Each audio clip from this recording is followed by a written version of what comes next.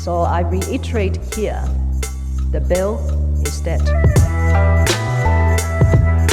The story of this great city is about the years before this night. We are free! Hey everyone, this is Ho Ho Hong Kong with the rough Santa Claus edition with my voice, the old man who is Vivek Mohammed, and my co-host who is... Cold Mohammed Magdi. the cold Mohammed Magdi, not the other one today. Yeah. So we're enjoying finally the winter of Hong Kong. You're loving it, huh? I love this weather. Like I like the fact that I can have a choice of taking clothes off if I need to, versus like I've taken all the clothes I can take it off and I'm still dying in the weather. When do you take your clothes off, that means you want to commit suicide in this weather. Oh yeah. There's that as well. In this weather, or otherwise you're doing the quote unquote Wim Hof method, where this guy uses breathing techniques to warm his body up, that he can like walk up ice mountains in shorts. Yeah, good luck. Yeah, exactly. I'll work on that. I slept in I don't know what happened. I left 2 weeks ago. Yeah. That's, I guess, like telling people also that we cheat sometimes in pre-record stuff. Yeah. So I left 2 weeks ago. Last time I was here in the studio, I was in shorts. Yeah. That's like it's crazy. Yeah, and then I left. I went to China when it was cold. It was cold, but there. it was expected cold. It was expected cold, and I came back yesterday at the time of this recording, and it was just like China. I'm like, I know this is China, but come on, yeah, not exactly. even the weather. Yeah, at least the special administrative regions have special weather arrangements. Yeah, right. Yeah, nope. None of that, man. SWA is not happening over here. No, it's really cold. Yeah, it's gotten cold, but I mean, it's one of those things where finally I can wake up and be like, okay, all right, I don't feel like I need to shower immediately. Yeah, this is pretty good. But honestly, with this weather, this is the time I can finally whip out all the clothes I've had that was for overseas. Yes, and I'm like, okay, finally I can wear a beanie. This is such a Hong Kongers thing. Yeah, like you buy massive coats and whatever, just in the hope that for 1 week when I travel, it's gonna be cold. Yeah, exactly. Yeah, and you have to be ready for it, because that 1 week you can't be like, oh well, I'll just power through it. It's not happening. I think that's the issue with Hong Kong weather in general, is that in summertime there's no way fashion can proceed. Yeah, where you're just struggling all day, and then when winter comes, you have this 2 weeks period where you're like, all right, this is it, man. Whatever. Yeah, all my caps. Yeah, exactly. My caps, my jackets, my this, my that. But this year is especially cold, because I remember 2021 December, exactly around this time, I was camping in Tai Long Wan, like on the beach, and I remember I have photos of me waking up like 6 a.m. and going to swim. Yeah. What happened? I don't know. This year has gone definitely way colder than normal. But again, it's like finally, man, it's supposed to. Like I always feel like every year I look forward to this. So when you wake up, you're like, oh man, I need to wear the beanie, man. Yeah. Oh, I can feel the coldness. And last year, I don't remember doing that last year. And last year I was like, oh, it's pretty warm as well. So yeah, it was. Back. Last year was warm. Yeah, and we should survey how many people actually are enjoying this versus people who are like me, who just don't want it to happen ever. Yeah. Oh yeah. Because, well, I mean, yeah. Like obviously, like Hong Kong is like hot weather is still better. Like Singapore, for example, when it's actually just sticky and gross pretty much the whole year. I mean, I would know. Yeah. So you just came back yesterday. Yes, last night from Singapore. I did a show over there. What is the weather like there? So it was actually nice and pleasant. It wasn't too humid and sticky. It wasn't like, oh man, I'm dripping. But it wasn't like, oh, I need to put on another jacket. So it was warm and nice. It was warmish, yeah. See, that's what we need here. Yeah. But we kind of get that ish in maybe like November-ish. Yes. We get a few of those. Yeah. But I think for Singapore, they have that weather for their winter, which brings their summer as like, oh my, that's brutal over there. Yeah. And they don't get like what we had. They had the one season thing over there as well. So that's the issue. Yeah. No, but it was very pleasant. It was very nice. I hadn't been to Singapore since COVID. So it's been like years, and it was just like so good to go back there and be like, oh, I recognize all the stuff. I know all these places. Yeah. So I went down there to do a show with Jason Leong, Dr. Jason Leong from Malaysia. Nice. And he had the Dr. Jason Leong and Friends show that he'd been touring around Malaysia. And this was a Singapore leg where I was also involved. Nice. So other comedians were Anirban Dasgupta from India, Shahrukh Channa, obviously Singaporean. We had Douglas Lim from Malaysia, G.W. Labrador from Philippines. And this was like a killer lineup, like Esplanade Theater. Amazing. And I gotta say, like, what I did like is that... Yeah, the theater looked beautiful, It's beautiful, man. Yeah. Oh, proper, legit... So Jason books it himself. Yes, he books it. He produced it with his team and stuff. Yeah. And then basically we just fly down and then like take a photo and we're like, all right, we're done now. Let's have dinner. That's amazing. Yeah, so that was very cool. Yeah. Definitely, it's just so refreshing as well to go back down there. And the first thing about Singapore is that you will find that it's very similar to Hong Kong. Just everything feels older.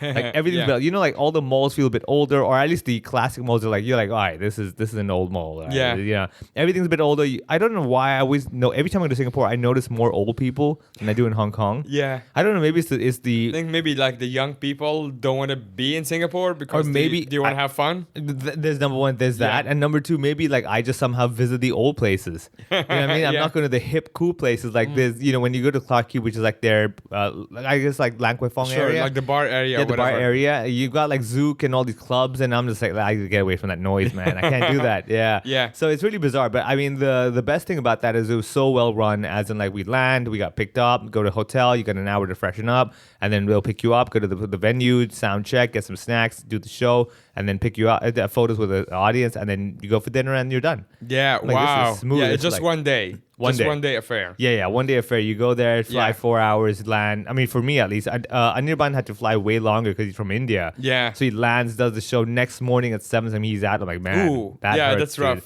Yeah. But I mean, just the flight. And Jason timing. is hosting. Jason's hosting. Very cool. Yeah. So it's very cool. First of all, I just want to say, like, if you haven't seen these kinds of lineups, I would highly recommend when you have these like and friends and stuff. They're like solid lineups. Yeah. Number two is when you got guys like GB Labrador. Let me explain to you. GB Labrador is the comedian's comedian. In other words, like Asian comics want to watch him do a set. Yes. And even regardless if it's old material, dude, it is so good. Yeah. You've seen GB, right? Yeah. And like, I worked with him in the Philippines. Yeah, I've seen him so many times, and I can tell you the joy I get hearing old material. I'm like, this is so good, dude. It's just like the familiar. It's kind of like Christmas songs when you're like, you know, yes, it's just like something that you're familiar with and you're looking forward to. Yeah, man. Yeah, and that's what I mean. Like he's the type of guy that I don't know what it is about his personality, his comedy type. It's just like when he's on, everyone stops. They're like, all right, let's go watch this. We need to watch this, man. This is so good. Yeah. If you see GB Labrador on the lineup, go find. I'll tell you a little story about this. Like, so I met GB the first time, I believe, in Hong Kong for the comedy festival, comedy competition, and I was doing my one-man show. And I was hosting the comedy competition prelims. I met him. He did his set. I liked it so much. I had my show next day, my one-man show. I was like, dude, can you open for me? Yeah. I'd be honored. He's like, oh, really? I'm like, dude, I love your style. He opened. I'm like, dude, this is the best. And then ever since then, I was like, this guy is awesome. Like every time I see GB in the line, I'm like, dude, I'm so happy to be part of that. Yeah, so you have that. Yeah. And then the theater the theater is huge, right? So let me tell you this. The theater was like 1,500 seater. Beautiful place. And the best part is that we were told to bring our passports with ourselves to the theater. And I'm like, first of all, the little diva on me is like, oh, my passport, do they not know who I am? Yeah. And then you go there, you have to use your passport to get a little pass, right? A little paper pass. Okay. So they need an actual ID. Proper verification. Yeah. Fair enough, high security. Whatever. They have all sorts of artists over there anyway. We go in and stuff, and I see all the posters. You get all these top-notch performers, Anyway, and I was like, oh, that's why they don't know who I am. Yeah. Yeah, I'm like, okay, I see. Relatively speaking, I need a passport to walk in here. Yeah, so they have on the walls like crazy, like famous people and stuff. Yeah, some of the biggest bands and stuff. I was like, okay, I see why this is an issue now. Yeah, and going in there, definitely, I mean, I guess with comedy, you've produced shows before. Comedy's pretty straightforward. We know what we need, spotlights and everything.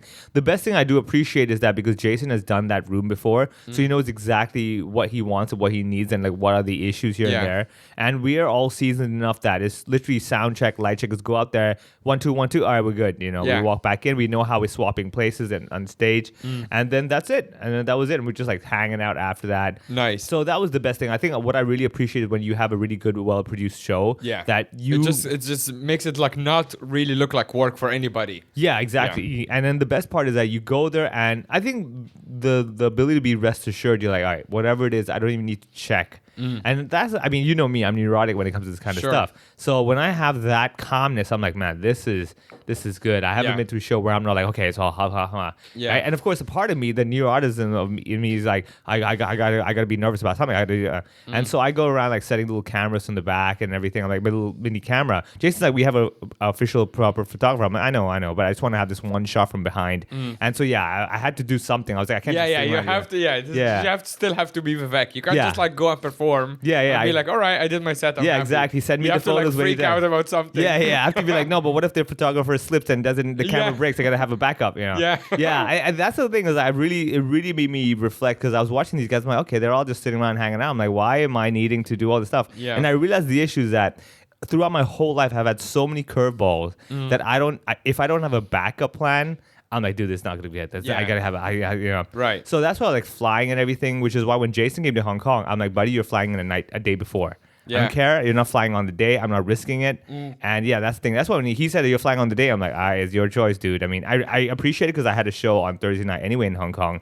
But I was like, okay. It's your risk. Yeah. But then, I mean, I wasn't the main headliner. So sure, even if you don't. I don't show up, Speaking of showing up, though, exactly. oh, man. If you hadn't shown up and someone else did, I don't think the audience would be very mad. Yeah. They'd be like, you know what, good replacement. Exactly. Very, very good replacement. So basically, around 2 hours before the show, apparently Jason got word from Ronnie Cheng. Oh my God. Yeah, who was in What the Singapore. hell? Yeah. And his family his mother lives there. Yes, I believe so. Yeah, I think he was visiting with the family and stuff like that. And then What the hell? I know, right? I don't know. You're like, what? And then I remember they in the group chat, just like after rehearsal, it was like, oh, also there's gonna be a special guest performer. And at that time, Rishi Budrani, basically Cheryl's husband, and Sam C was there. Jinx was also going to show up, and I was like, I guess it's one of those. A local, a marketing stick. Yeah, exactly. One of those things that, guess what? We got the husband. You know. And then so suddenly, Chrissy Wu, one of the people behind helping the organization, she's like, have you met Ronnie? I was like, Ronnie? In my brain's like, Ronnie Cheng, come on, man. What, are you kidding me? And then in the distance, I say, like, hold on a second, that's Ronnie. What the hell? And I go up, he's like, hey, Vivek. I'm like, oh my God, you're actually here? He's like, yeah. I'm like, this is bizarre. Wow. So while basically Cheryl's outside performing, that's when I didn't see Ronnie. I'm like, and he's right after her. So he showed up during the show, not even during before. the show, not even before. So during the show, yeah. So Cheryl, and then it's gonna be Ronnie, right? And I'm like, oh my God, we're like in the back behind Cheryl while she's performing, behind the big curtains, just talking. And she has no idea he's here. Maybe she does. I have no idea. Yeah, but either way, so the best thing is that that moment I felt it's so bizarre. Like the audience is watching Cheryl in front. Yeah. There's a big black curtain behind her that nobody can see past. Sure. And here I am talking to Ronnie, going like, "Hey man, how's it going?" And I'm like, this scene is such a surreal moment. You're like, this is so crazy that this is happening, and it makes you wonder like how many shows that you've been to where like a guest performer is happening, and like you can imagine, like, let's say you're in like Gotham Comedy Club, whatever. Sure. And like, next we have Chris Rock, right? Can you imagine But only you know that. The audience don't know. Exactly. Yeah. And like they could be just chit-chatting while the audience is like dying watching the show in front. Yeah. And then you're like, these guys have no clue. And also their lives are about to change forever. Yeah, exactly. Like for that experience. They'll be like, oh, did you guys, oh my God, did you have, and they're going to be talking about it for weeks after. For sure, yeah. They'll be telling me like, you have no idea. I went to see these guys and suddenly I saw that guy. Yeah. Yeah, it's going to be so crazy, man. I mean, that is one of those moments where I thought that is cool. If there was a photo capturing that, man, that would be an epic I bet story. there is like some sort of a video of him walking on or something. I don't believe we did it. Maybe we did video. I'm not sure. I think we did. I just want to see that moment of like the audience, like yeah. Oh, like you can pop. The surprise cheer. Oh, for sure. Like, and Jason was like, oh, blah, blah, blah. And also we only knew 2 hours ago. Even the comedians don't even know. He needs no introduction from New York City.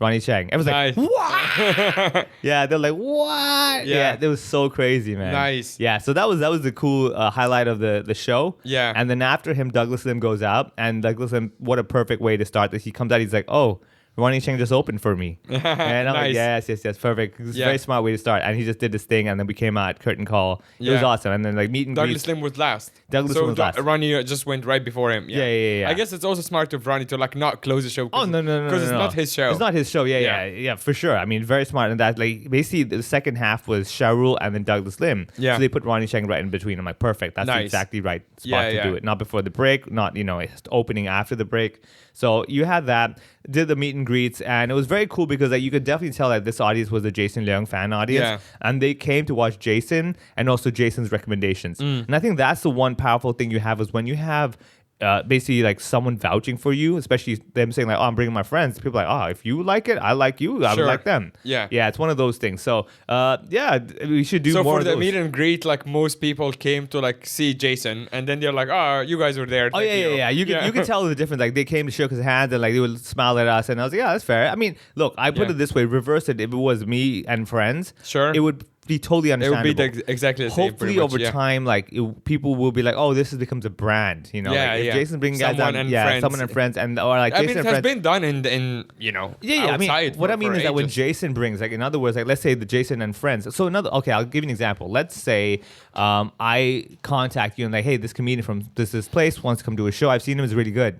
Like having my little stamp of approval will make you go, okay, sure, no problem, right? Yeah. So people would hopefully soon enough will become like Jason's stamp of approval. Right? If Jason likes likes it, then chances are I'm gonna like it. I'm gonna watch the show regardless of who it is. Yes, I understand. So I think that was the best part. And of course, at the end, Jason decides to treat everybody, and we go to hot pot. I'm like, really? I flew 4 hours for a hot pot, buddy. Like, this is unnecessary. Yeah, but it was all right. It was really nice. It was like I said, the best part for every comedian, as you know. Of course, is the hang. Yeah, it's the hang. Of course. The show's the work, and the hang is like, that's the best part. At least, please tell me you trashed the food. Like, you made fun of him for choosing hot pot. Oh, I did. Thank you. Yeah, everyone told me, like, that's really unfair to Vivek. I'm like, yeah, buddy. Like, I came to Singapore to eat what I could eat at home for probably a cheaper price as well. Yeah. But it was all right. It was really good. We did all that stuff. And the best part, of course, he's paying for it. So I'm like, this is good food, man. Yeah. And then we finished and then left, went back to the hotel. And I just enjoyed it. I was like, this was a great time. I had the next day. Now, okay, so let me explain to everybody here. If you ever worked with me, you know when I travel, if it's a short trip, I try to squeeze in everything I can. Yeah. Right? Whether it's hey, by the way, Changi Airport used to have these foot massage machines. I don't know if you remember. Yes. They don't have it anymore. What? I remember I went there and they were free. They were free, and like that was the thing. I was like, maybe people were fighting too much over them. Probably, or maybe COVID. You know, like you don't want the same feet. Or you don't want feet COVID. Yeah, feet COVID, right? Yeah. So I remember when I landed, that was the first thing I was scouting out for. I'm like, where the machines have to like know which gate has the machine. Actually, now that I think about it, last time I was there, they were not there. Yeah, you're right. I think maybe COVID and they removed it. And I remember walking because like in Singapore, the Changi Airport is that the departure and arrival is pretty much the same area. Right, so you land and you also go into the gates in the same way. So I remember looking around, like, God damn, it's not there. Oh, okay, fine. I won't go to the airport earlier. Yeah, I'll just go when when it's time. So the next day happens. Now let me explain to everybody here. How many hours do you have? I exactly have 24 hours from the moment I land. From the moment you land. Yeah, so I land around 4 something. I'm flying at 4 something. Right. So you just have like one morning, basically. One morning, yeah. All right. So I wake up. We had a choice. Either they drive you to the airport. It's like, let's say at around 12 something, around 1 p.m. you arrive and I sit for 3 hours and wait for my flight. I was like, that's not happening because there's no foot massage, number one. Right? Wi-Fi may be free, but I'm not that into it. And I was like, there's this thing called XM Studio. Now, as you know, in my house, I have all these little figures, right? The Jokers and everything. So XM Studio is the Singaporean brand equivalent to all these figures. Right. Okay, so they have their own line of figures that they produce. And they have a studio exhibition center in Singapore. Yeah. And I'm like, okay. Is it at the airport? No. It's in the city center. Yeah, in the city. But it's not too bad. It's like on the same line to the airport, right? So they drop me off. I go over there and I walk around. So you choose to have the driver to the XM studio, not to the airport. Yes, so correct. That's it. You're going to go to the airport on your own. I'll figure it out myself. Yeah, no big deal. I mean, I know that you can take the MRT, the train, one line, Changi Airport, no big deal. Yeah. Okay. So I go to the studio and dude, I was losing it. Really? It was like, dude, can you just imagine this whole house you're in right now? Every part of it has like 5 figures on every wall. And you're like, this is insane. Yeah. Right? Different series. I was there. And to the point that I was there for like a good hour. Just walking around, looking at everyone. I saw one of your stories. It looked like you're walking into a bat cave. Oh, yeah. They also have so cool. It's so insane. Yeah. They have a bat cave in there. And I was like, this is another So they are not affiliated with Marvel and they are DC official. And all this? They're official. They are. Okay. Yeah, these are all official licensed stuff. So they're not like, a Taobao vendor. No. They're a proper legit. Okay. Yeah. They're international. XM Studios is international, right? Okay, so I go there, I'm looking at stuff, and of course, I'm like, okay, if I leave you just here, made some money. You could buy something. Exactly. Right? So I went in there with that mentality. I'm like, you know what, dude? Like, if I can't tell, I deserve this. It's Christmas. I'm gonna get something, right? All right, so I go there, and of course, the items I do like are all sold out. I'm like, of course, right? Yeah. So I'm looking at this, and I'm like, maybe I'll get that. So I'm losing my mind. First of all, I'm there for like a whole hour, and then I'm like, I got to take pictures of this. I can relive the memory. So I'm there filming stuff, all that, everything. I was like, okay, cool. Hey, sir, can you help me? No, sorry, nobody asked me to help me. They were just smiling at me like, okay, sir, enjoy. I'm like, okay. And they tell you if you want to take photos, that's cool. I'm like, sweet, this is it, right? I'm taking pictures of stuff. I'm standing there visualizing that the items are in my house. I'm like, oh. Yeah, your new place too. Yeah. I'm thinking, I'm in what corner do I want the bed there or do I want the figure here? All that stuff. I'm thinking all this stupid stuff. Yeah. I do that. I'm there for a whole hour. I finish the whole thing and I'm like, I'm gonna go backwards and walk another round. I do that and then I'm like, I'm gonna take a 360 photo. Yeah. I go in the bat cave. I'm walking in. I'm looking at that. I'm like, okay, just visualize. Imagine this was your room, right? Yeah. I'm doing all that shit to the point that I'm finally taking some more photos and the stuff's like, you're still here.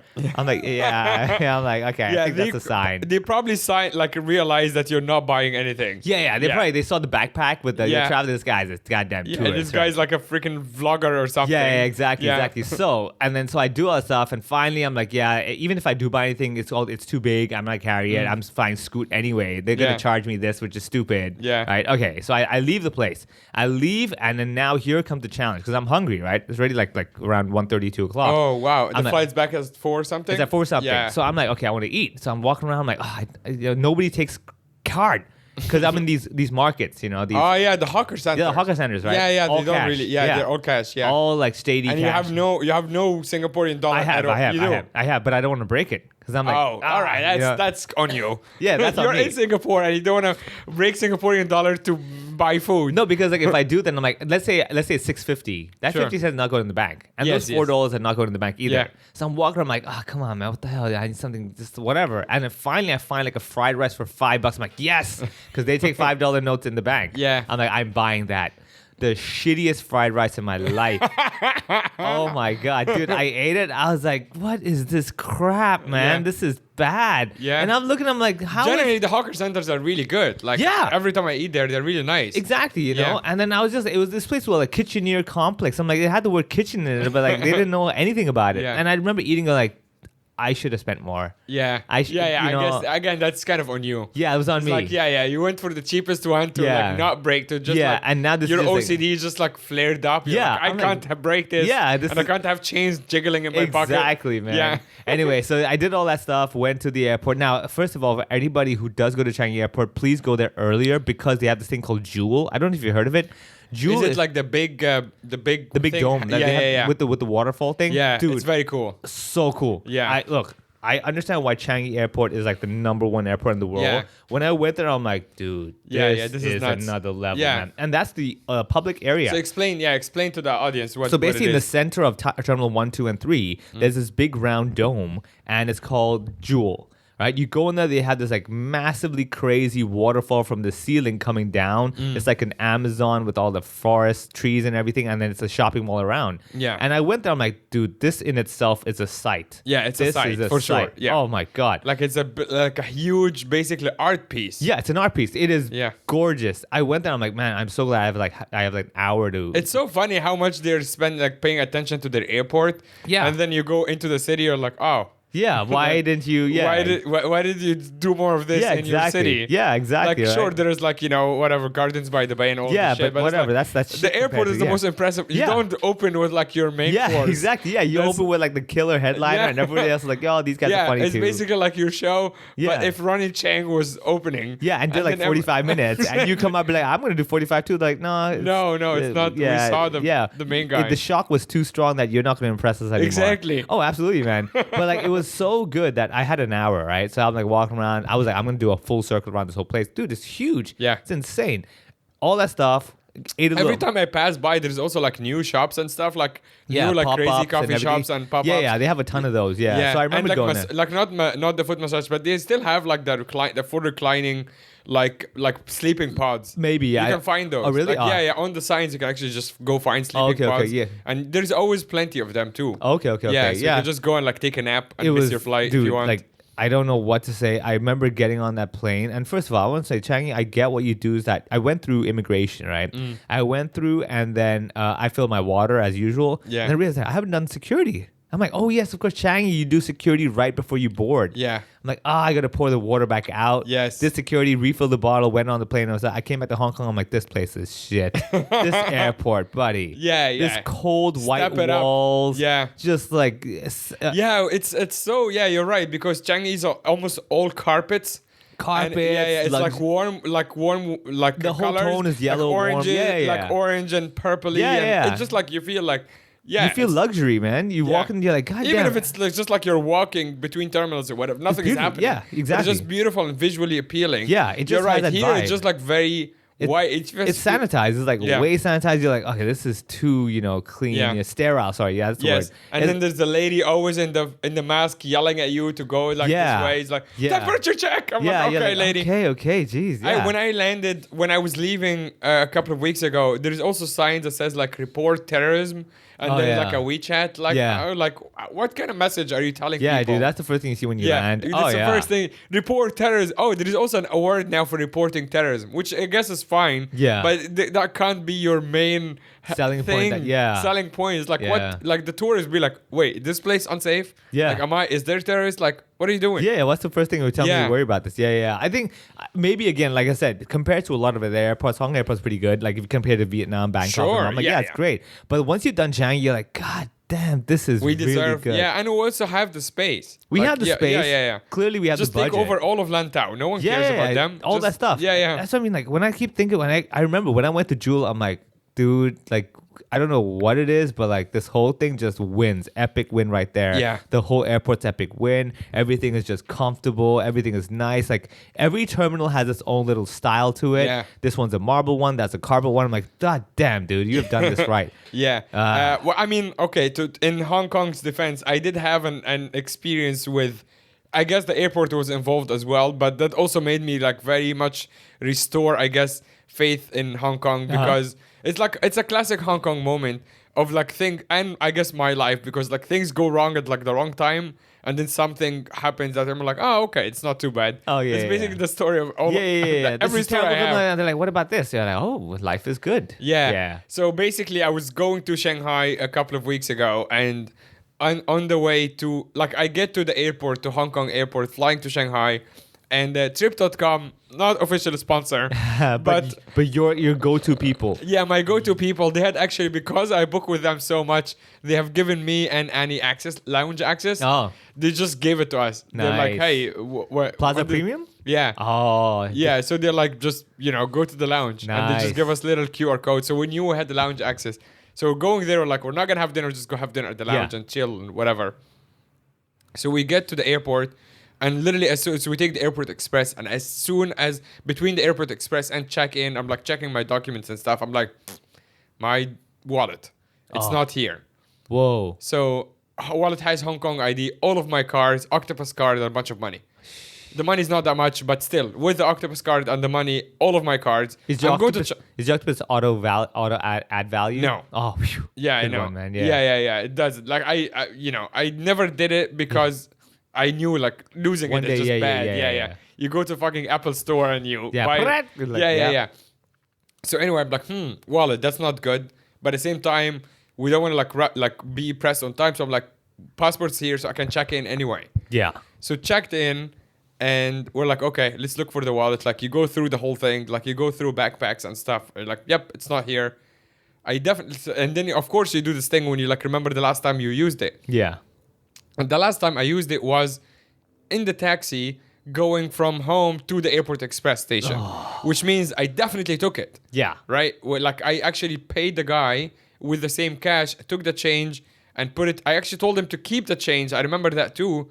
Because Annie's like, oh, someone is feeling generous. She's making fun of me, but the change is like $5. Yeah. So, and then I put it back but I remember very clearly putting it back in my pocket. I was wearing shorts. Again, weather was great. Yeah. Wearing shorts, back pocket. I'm like, where it would have been? And the stupid thing is that this guy, I guess because I was nice and said keep the change, he asked me if I want a receipt, and I said no, thank you. Yeah. Because who wants a receipt? Yeah, exactly. So now I'm like, fuck, I should have asked him for a receipt in case the wallet is there. Yeah. So I'm like, all right, no chance now, whatever. So we go through I checked all of our bags a couple of times. There's no wallet. Airport Express? Train? Yeah, we took the Airport Express after. Okay. So how did you get on the train then? QR code? With a phone. Yeah, QR code on the phone. Okay. All right. So it could have been on the taxi, could have been on the we buy the tickets on Trip.com. Oh, yeah. Same, little discount. Yeah, little discount and stuff. Yeah. Same so, for me, So now we're at the airport. We'll go through security. Now, instead of being excited about the lounge, we're bummed out because now there's a situation. Yeah. Right? So I'm like, all right, what kind of channels can I use to like report this? So the problem is that we don't know where it is. If it's taxi, it's gone. Yeah. Unless this guy somehow contacts us. $5 change right there, man. Yeah. Money's worth, it can go a long way, right? Yeah. So if it's taxi, it's gone. If it's Airport Express, and he went on the MTR website, and there is a lost and found report that you can actually do. Yeah. And then I went on the Airport Authority website and found the number, because I don't know, maybe it's at the airport. Yeah. I have no idea where it is. So I called the airport and filed a thing online, and the airport goes, yep. They send me an email immediately, goes, we filed your case, we'll let you know as soon as possible. Yeah. I get another email from the MTR service saying we filed your case. We'll check the airport express and lost and found and stuff. I'm like, all right. Now all of this time is just us at the airport, like the lounge, kind of like also like rushing because we're writing all these reports. Yeah. The biggest problem is that I'm going to China, where it's really not easy to do anything without your cards. Yeah. Right? You link it to your WeChat or Alipay, then you're set. Without that, you're screwed. Yeah. And then the other part is that I have business accounts and personal. Yeah. So the rest of the time I'm actually spending it canceling everything. So I'm spending, it's like 9 p.m. Talk about cancel culture, am I right? Yeah, exactly. I'm full on canceling myself at the lounge. And it's taking ages. I'm texting, like doing the live chat thing because it's faster on both the bank apps. Sure, yeah. HSBC Business and HSBC Personal. Doing all of the shit. It's just a huge bummer. So like, oh, fuck. And now we have to change all of our finances because Annie didn't have her WeChat linked. She's going to depend on me. I can just pay stuff and they'll figure it out. Yeah. Now it's like, I'm like, oh shit, I'm not paying anything during this trip. Dude, let me just say, this bait and switch thing that you've just done with your lost wallet thing, dude, that's admirable, man. Yeah. You were like, I had to pay everything. She'll pay me back. You're like, wait a second. What if I take a small sacrifice, take a little hit? What if I drop the wallet? Yeah, right? You did the math. Like, actually, I would gain. Yeah. Nice. Except that, like, also, without the Hong Kong ID, someone can take my ID and commit a massive fraud. Then it's like, I mean, how much would the legal charges be if we add all those up? You compare to the trip for If I go to China and just go nuts with the expenses, I'm like, you pay. Yeah. Go for it. Yeah. Okay. So you're there trying to cut everything. And now, also, I apply for a Hong Kong ID replacement immediately. I got online, very efficient. But the first appointment is 11th of January. Oh. I'm flying to Taipei that day. Oh. Yeah, which also means I need to apply for a visa to go to Taiwan, and I'm pretty sure they're going to ask me for my Hong Kong ID, which I now don't have. So that's another problem that I have to deal with. Do you have the temporary ID paper thing? You reported to the police, right? No. I'm flying out. No, but I'm saying, have you reported the loss of wallet to police and all? No. Oh, okay. No, I guess maybe you should. I called 999 on the plane. Oh. So actually, that was the last thing. I called them like, hey, I know this is not an emergency, but I need to check. What do I do? Yeah. I'm flying out. I just lost my wallet, and I want this on record that I lost my wallet. Yeah. In case something happens, this call is recorded, right? She goes, yeah. And I'm like, what should I do? She goes, you should report it to the airport police. And I'm like, yeah, I'm on the plane now. So can you tell them? She goes, no. Yeah. So I'm like, all right, well, I guess that's over now. Because I'm leaving. I can't report to anything. Yeah. There's no actual report online to report your Hong Kong ID lost. You have to go file physically, a report. I can imagine, I'm in I'm in China for 2 weeks. Yeah. So that's the end of it. She goes, yeah, all right, well, goodbye. Yeah. Oh, damn. She's like, safe flight. I'm like, all right, thank you. So I fly to Shanghai. Again, huge bummer. We have to fix the whole, even literally the taxi from Pudong Airport to the hotel. I'm supposed to pay it on WeChat. Now Annie's scrambling to find money somehow to pay this taxi. Yeah. It's the whole thing. So we get to the hotel. We're like, all right. We get there after midnight. It's already super late. And it's fucking freezing there. That's the other thing. We knew, but it's still a shock. After living here for so long. Yeah, you go there. You're like, that's cold. Oh. We arrive after midnight. It's -2 or whatever. It's proper cold. Yeah. Get to the hotel, whatever. The next day. So I wake up in the morning. 10 a.m. I get an email from Lost and Found MTR service. Hello, just letting you know there is an update. We found your wallet. Oh. And it's at Tsing-Yi station. Oh. And I'm like, that quick? That's basically 12 hours. Insane. So it was on the train then you must have dropped it. I must have dropped it, and someone, either a passenger or a cleaner, dropped it off at Tsing-Yi. So I think someone found it on the way back and immediately gave it to the staff. Man. Or a cleaner and kept it and they dropped it off at the first. But the efficient service. It's not just that. I saw the email, but I saw that it says from a no reply thing, and I think I should call a number. So I was like, all right, I'll do it after breakfast. Yeah. I actually saw missed calls. So not just that they sent me the email, they tried to call me. Damn. And I was sleeping. I didn't reply to the email immediately. At breakfast, they call me again and they go, hi, just letting you know, we found the wallet. I'm like, oh yeah, thank you. I got the email. They're like, yeah, when do you want to pick it up? I said, I'm away for 2 weeks. I said, that's fine. It's at Tsing-Yi station. Pick it up whenever you want. And so flash forward to me arriving yesterday. Actually, I arrived from Guangzhou. I go to Annie's village. It's called Taishan. Yeah. And it's an hour something away from Guangzhou city. So my trip back is Shanghai, fly to Guangzhou, take the bus to Taishan, spend a few days there. I take the train by myself back to Guangzhou. Yeah. And then the train back to West Kowloon station. Now I have to go to Qingyi. I'm in West Kowloon with my suitcase. Oh, god damn. So that's annoying. Yeah, right? You have to go to Namcheong. You have to walk over to Austin, go to Namcheong straight down. No. It's the Airport Express, right? So Qingyi is on the Airport Express. Yeah. There is the Kowloon station at the same... Oh yeah, you can drag the thing and go to Yeah. So I drag my suitcase from basically the Kowloon station. It's basically the same complex, the Elements or whatever. Yeah. You have the Austin station and the Yeah. Kowloon station pretty much in the same place. Yeah. So from there you can take the Airport Express to Qingyi as if you're going to the airport. Yeah. Right. So just one station basically. Yeah. Central Kowloon station, you Qingyi could Airport. the Tongchung line, dude. Tongchung goes to Qingyi as well. But it's longer, right? Yeah. Like the Airport Express is so fast. You waited 2 weeks. You're like, I can't wait another 20 minutes. Yeah. And also I have a show that night. I'm already wrecked. Fair enough. Yeah. I'm just taking the Airport Express. Yeah. Trip.com, give me that voucher. Exactly. So I get to Qingyi with like my little suitcase. I'm like, hi, someone told me I can pick up my wallet here, and they take me to the control room. Control room is really fun. Yeah. Because that's actually when they're playing. Bunch of TVs and stuff. Not just that, I didn't want to take photos. Like I didn't want to take the chance to take photos because they think I'm whatever. CIA, whatever. Yeah. But like it's all this little recordings that goes like, please stand back from the train. It's actually on loop, and In it's the like they're control going room. off everywhere. Yeah. Oh, because they can hear where All the announcements and stuff. It's the automated thing. You can see like a little cassette thing that is playing it at different stations. That's crazy. But there is like so many screens and stuff. That's so... And it's like, and like you press a button and then like two fucking trains will clash. I'm like, I'm not touching anything. I literally didn't want to put my stuff anywhere. Yeah. I'm like, this is a huge responsibility. Yeah. And of course, when you work in something like this, everyone's so casual there.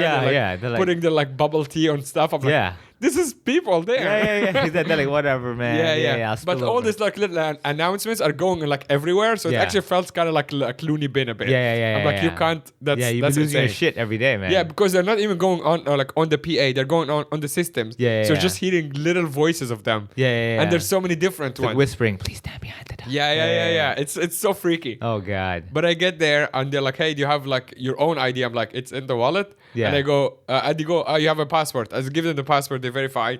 They give me the wallet back. Not just that it's like has everything. It has the money and the Hong Kong and the octopus card. Yeah. And I'm like, what the hell? And then I go, hey, do you know who gave it back? They go, no. I said, is it the cleaner? Do you have their name? Can I leave money? They're like, we literally don't know. Yeah. We don't know if it's a passenger or a cleaner. It's just someone just handed it back. Yeah. Well, let me tell you, Mohammed, actually, this is the surprise twist to the story. Actually, that same day, I was on the train, took the train, saw your wallet. I was the good Samaritan. I will take the $200 you wanted to give me. I don't know where you get the $200 from. I was going to give 50. So you know what? I'll take it. I will give you a big house cookie. Yeah, but this is like one of these like beautiful Hong Kong moments. You're like, oh, yeah, okay, this city is still standing. I can imagine actually what probably happened. Like we're romanticizing like this person. Like, hey, you know what? Someone lost it. I've been there. Karma. I bet you someone saw it, looked at the money, like, that's it. It was actually okay. Yeah, the money was 300 Hong Kong dollars. Yeah, they're like, that's it. Fuck, man. I'm not gonna live with a bad conscience like my whole life because for $300. Yeah, and they're like, this octopus card. Like they probably even went to the octopus. Actually, my octopus card, I will show it to you. It's like I've had it for more than 4 years. You had his face on it? No, but it's so worn out. Yeah. That they probably thought like this actually belongs to a poor person. Yeah, they probably figured that like, oh man, look at this guy. Oh yeah, exactly. It's no good. Yeah, they probably were like, man, I bet you no, this is not worth it. Yeah. You know what? If anything, and they saw my face, they're like, oh, Mohammed, come on, they have suffered enough. Exactly. Yeah, exactly. You know, they were and because it doesn't show my nationality. They might have thought I'm Palestinian. They're like, come on. Yeah, exactly. Yeah. We'll help him out. Yeah, we'll help him out. Oh, but no, that was great. I was telling Garen this experience, and he said actually pretty much in the same week he lost his wallet in a taxi with a lot more money and like all of his cards and stuff, and it came back as well. Wow. And he's like, it came back with everything in it. Well, Changi Airport, let's look at your efficiency when you do shit. You know? Yeah. What is your lost and found policy? Exactly. Yeah. I remember going there and losing my shit, going like, wow, that's a beautiful fountain. I don't see you finding my shit for me.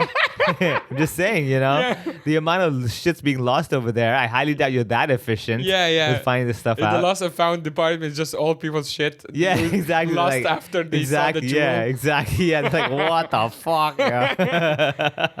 But it's such a great feeling to know that like people actually like do this kind of stuff, because it's like we're talking about it on one of the groups. Like it's very few places in the world where actually this is that they will return it number one. Yeah. Well, Korea and Japan are known for that too. Yeah. Right. It's like I was chased on the street once in Japan because I dropped cash. Yeah. Someone is just like they're like, sir, your cash. I'm like, what? Just you should have taken it, man. Crazy. Yeah. I think I don't know. Like, I'll put myself in the situation. Had I seen, let's say, someone else's wallet, and I was like, oh, okay, someone's wallet. My fear would be like at some point there'd be a camera filming me take the money out. Yeah. I return the wallet and they can track it down. And now my good Samaritanness takes me in the ass. Yeah, gets me in my ass. And I'm like, no, I'm not even like. I would definitely return it because I'd be like, well, I saw it, and there's probably video footage of me seeing it. Yeah. And I'm so it's not because you're good conscience. It's just because you're afraid of the consequences of taking. Oh, straight up, man. Like, yeah. I mean, like, the thing is that I believe here in Hong Kong, like, if you've ever lost your wallet, then you would be like, no, I'm definitely returning it. I've lost my wallet before once, way when I was way younger. Yeah, I never lost it before. This was the first time. Also like worst timing ever. Yeah, exactly. Right before you fly. Yeah, that's like, if you were like just busy in Hong Kong, fair enough. But like you're like, I'm gonna get out of the city, not for one day, for like a week or 2 weeks. I'm like, shit, man, this is be on your head. But luckily the next day you got it, so okay, I'm relaxed on the trip now. Yeah, but now actually I still like the bank sent me a bunch of cards. Like you come back and you're like the cards are already there. Oh, you gotta just activate it. Which is fine, but in the business one is a pain in the ass because I have to write a letter to the bank explaining that I canceled, why I canceled it, and why I need a new business credit card. Yeah. But then I'm like, I am the company, and I just you verified me already because I am on the app or whatever. Yeah. Can you just give me the card? They're like, no, sir, you have to write. Dude, like, the business side of banking is so much hassle. So hassle. It's so stupid. It's so like.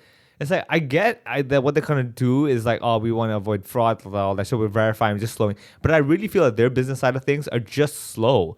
Because like they don't want to run any risks, so they're super conservative. They're like, we're not going to change anything. This is how it's going to be. With the retail side, the normal individual side, they're like, if it fucks up, I mean, whatever. What are they going to do? Sue us?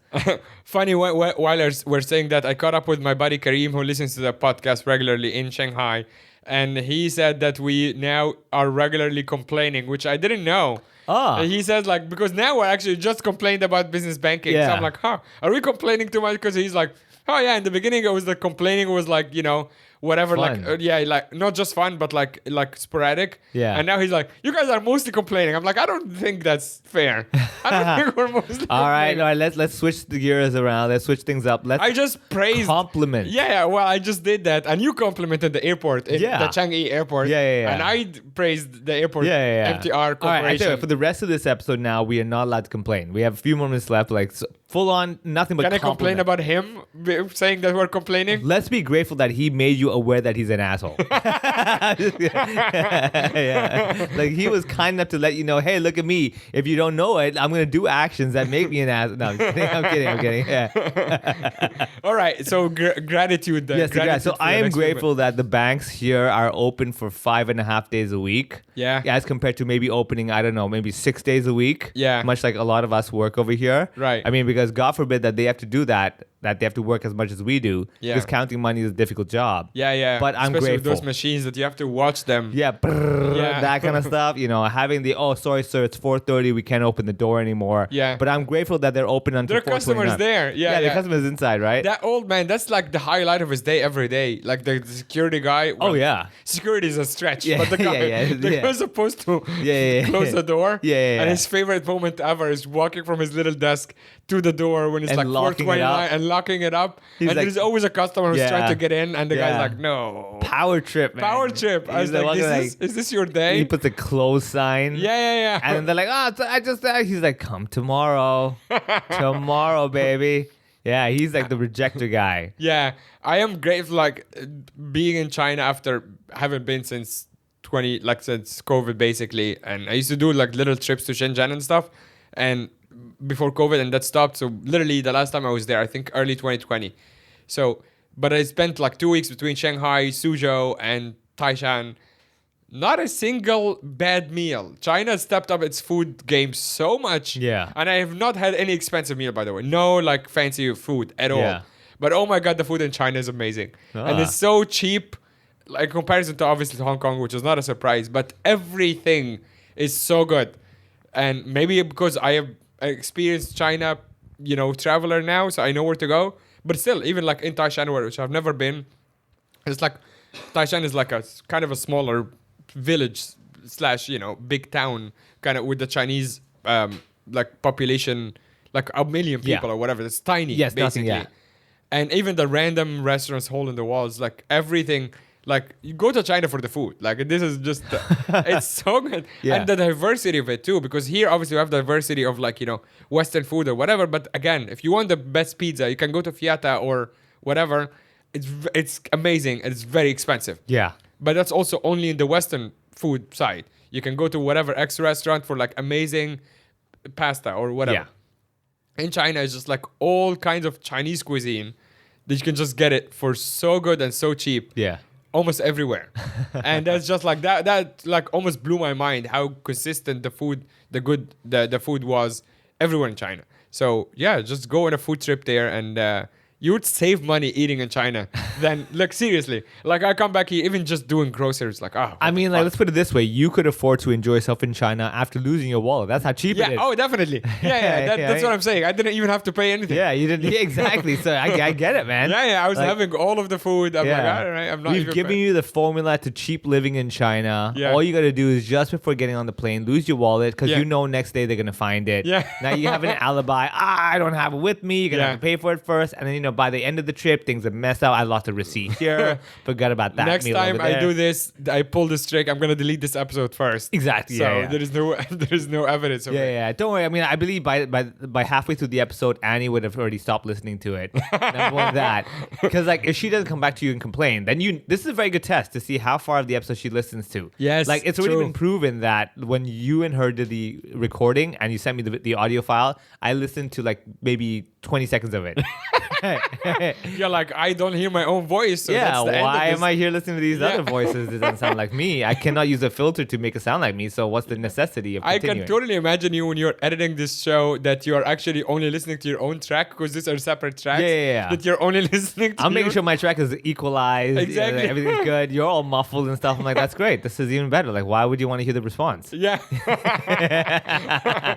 All right, one more gratitude entry before we. All right, so I'm definitely grateful that the traveling now is finally not a thing that like I hope I could travel. I hope I can get there. It's like now it's like I'm gonna book that date and go over there for sure. It's gonna happen. There's not gonna be sudden restrictions, and if it is, well, so be it. There's no longer like let's play by ear. So definitely that is a big deal. I'm definitely grateful that according to Sharul, who was like, oh, COVID is rampant in Singapore, wear a mask and stuff. I wore a mask to Singapore, did the show, came back. I'm like, I'm gonna live it big, man. No mask on the plane. Yeah. Came here, I landed, I woke up this morning, I'm like, hey, all right, still fine, I'm all good. And so, yeah, I'm happy, I'm healthy for that. You're saying that as I'm blowing my nose, exactly, but what are you gonna do? But then, that yours is probably like something else. Yeah, well, it's probably like overeating. Yeah. All the snacks I had in China. Exactly, all the heatiness. The heatiness. Yeah, the heatiness. It's so funny when, we had like we bought like whatever nuts, cashews and stuff, and like one of Annie's aunties,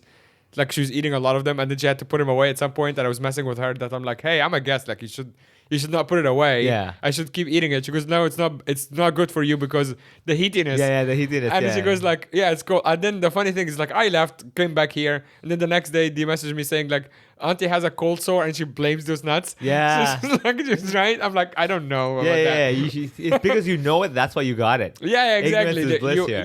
If you don't know about heatiness, you're like, what heatiness? Your body's like, I what don't understand heatiness? this. Yeah, exactly. I still don't understand. What is the heat? Yeah, I know. I think it's just cold? like certain foods that like causes heat, and it's one of those balance things. Jason Leong hates that. Yeah, he's like really because he's a real doctor. Yeah, he's a real doctor. He's like this bullshit. I'm like, whatever, man. Yeah. Actually, we can close on this. I'm grateful to the Hong Kong comedy scene, really showing up during the holiday season because we have shows. We had show last night, 23rd of December. And there was a lot of comics just there, like being in really festive mood. Yeah. The audience was great.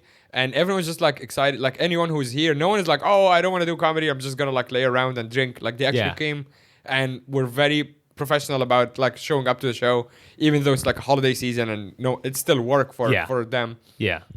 And this week we have actually a pretty big show where both of us are on, you and I, 30th of December. Yeah. Also, we have Annie Louise on the show. And we just added Nicole Tanner, who is... used to be based here, also a doctor, and she kind of like blew up a bit on socials and stuff with her sketches and stand-up. So she moved to Canada where she's full-time doctor, and she's a comic as well, so we're adding her to the show, so she will be the special guest on the show. So come check that out, 30th of December, last show of the year. It's gonna be a lot of fun. Check it out. Come to Base Hall and have fun. Don't lose your wallet. And try not to lose your wallet. If you are going to lose it as Base Hall, and then I can take the ticket money from it and then give it back to you. And be like, you were in the premises, so I think you were at the show. Yeah. Check out the show. It's on the show description below.